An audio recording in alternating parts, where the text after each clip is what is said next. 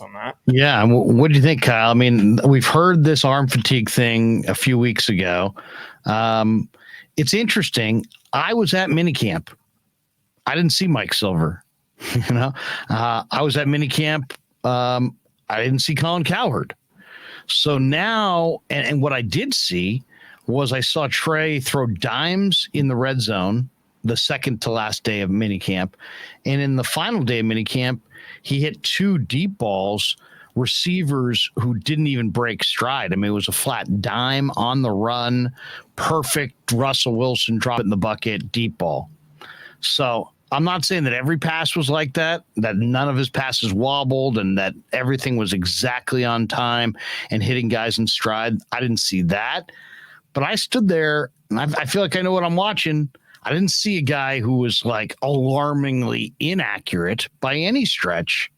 So how much credence do you put into that entire discussion with these nameless, faceless sources who are whispering that this kid who looks awesome is actually, there's all kinds of concerns and issues? So there's a video. This is like the biggest story in Ninerland, really. It's pretty crazy. So there's a video of him throwing, and I actually sent that video to a quarterback coach who works with Trey Lance, who works with him this offseason, trained him leading up to the draft, and he said there are no issues. So that right there, okay, they don't know what they're talking about. What they were ignoring was Shanahan last year saying that Trey could have won the quarterback job had he not hurt his finger. Like, I don't think people remember how close that battle was. It started out, so it was like 90-10, 80-20 as far as the QB reps were going. And then the more that they played, the more that Trey was getting closer and closer to the point where they were splitting reps in practice. So you can't say that they weren't happy with Trey Lance as a rookie. And now, of course, if they say they're worried about his accuracy and whatnot, that's what I brought up. The whole, the quarterback coach thing. And just as you said, in minicamp, these issues don't exist. It's coming from second and third hand information. He brought up the Trey package, how he liked it and how they went away from it, maybe because they weren't happy with Trey. A player on the team who's no longer on the roster right now last year said that they went away from the Trey package because the veterans came to Kyle and they were like, hey, this is kind of stepping on Jimmy and we don't like it. So that's why they stopped it. So to hear all of this nonsense, just like, where's it coming from? Like, why? I guess is the real question, because we don't hear this kind of talk when it comes to other quarterbacks, especially other younger quarterbacks who last year played and were way, way worse. Like, you would think that they shouldn't even be starting this year. So like we said, there's not much to talk about right now. And when you hear one thing and then it just kind of snowballs into a whole other story. And that's what it feels like this is, where to me, it sounds like we need football. We need training camp to be here. So we have some tangible things to discuss and talk about, because everything that I just heard right there, it just feels like they're just pulling it out of their you-know-whats, man. We're making shit up at this point. Yep. Let's be honest. We're making shit up. I'll say this. I mean, and I'm too far down this road on the YouTube front to not make this observation. When I do a video and I talk about the San Francisco Giants, I get a certain amount of traction on that video, hits, views, comments, donations, etc. If I talk about the Warriors in the playoffs, I'm going to get more. I'm going to get more traction than I'm going to get when I talk about the Giants. Guess what I can talk about that gets me way, way, way, way more traction than anything else? Trey freaking Lance. Yep. I could do a video on Trey Lance right now, not even knowing what I want to say about it, and I could get thousands of views and likes. Why? Because it's an unknown, and everybody wants to know. And he's the quarterback of the 49ers, and the 49ers are the most popular team in this market, in the most popular sport in the world, in America. I'll say in America, because I'm sure soccer and the Premiership, La Liga and all the different soccer leagues are incredibly popular. But let's just say in America, the most popular sport is the NFL. The 49ers are an iconic franchise within that most popular sport. Trey Lance is the quarterback of that iconic franchise. And then then there's this controversy of, is he ready? Is he not? Is Jimmy going to be traded? Where's he going to be traded? All the drama that goes along with it.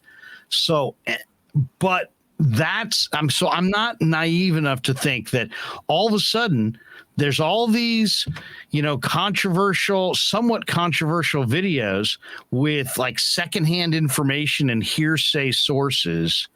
Oh, but they all happen to involve Trey Lance. Right. That's how convenient. It's like, what are we supposed to believe, that Skip and Shannon just luckily fall on LeBron topics every day? Or do you think, it's amazing that they always have a LeBron scoop? No, they know what drives the audience and they're feeding the beast.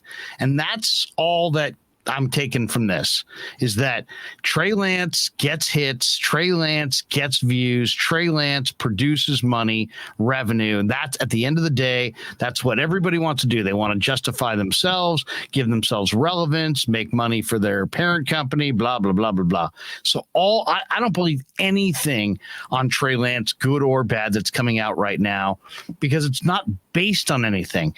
Once somebody with a reputation in the league puts his name on it, a la Greg Cosell, a Brian Baldinger, somebody who watches film, Matt Bowen, Louis Riddick, there's a handful of people out there that I'm looking for, you're looking for as well, to give their feedback on actual, practice or game, preseason or regular season footage from Trey Lance.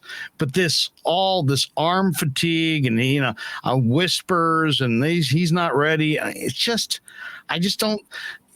too coincidental that all these weirdo out of nowhere stories that can't be substantiated all involve a guy that I know, because I'm doing this, will get traction that other stories won't get and can't get. So I don't put any credence in it. I just think that people understand, park your car on Trey Lance Lane and just do whatever you got to do, and it will get traction and you'll make money. I think that's what that's about. I don't think any of that should be addressed on its merit. And I've never heard of quarterback arm fatigue outside of the same thing that you get in baseball, Kyle, which is like, Brandon Crawford might be at the end of spring training will say, I got a kind of a dead arm. Right. Or giant starting pitchers at the end of March will be like, I've got kind of a little bit of a dead arm period. And they just throw through it. They build that strength, they break the adhesions, and they're better for it. I could see the same thing happening in football, but I don't think Trey has any delivery that's going to, cause extreme fatigue and this and that. I don't see it. What gets me is, none of these guys are ever held accountable. Like, right. Remember, if you're wrong, what's the cost? Right. Leading up to the draft, all we heard was Mac Jones to the 49ers. It's a lock.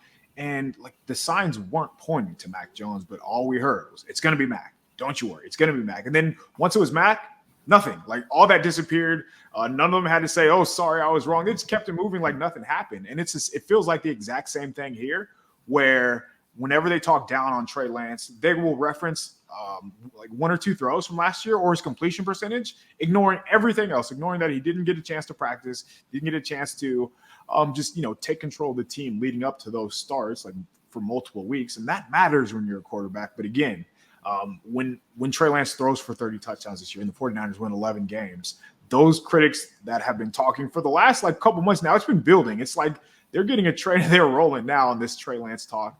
None of this, like, they're going to be ghosts. We're not going to hear about them, and they're going to either change the subject or say, hey, that was true at the time, when everything they're saying right now is baseless. Like, again, they haven't played football in almost a month. Where is this coming from? Like, why now, too? I feel like at minicamp, from the reporters who were there, who were telling us, hey, he looks good, man. He looks really freaking good. We would have heard, because they have no problem telling us when any other player looks bad. Trey Lance, hey, he was off today. He had a bad day. None of that came out. So why now? Why like a month later are we supposed to believe that the 49ers are worried about the third overall pick? Like, it doesn't make sense, and it never did, and it never will.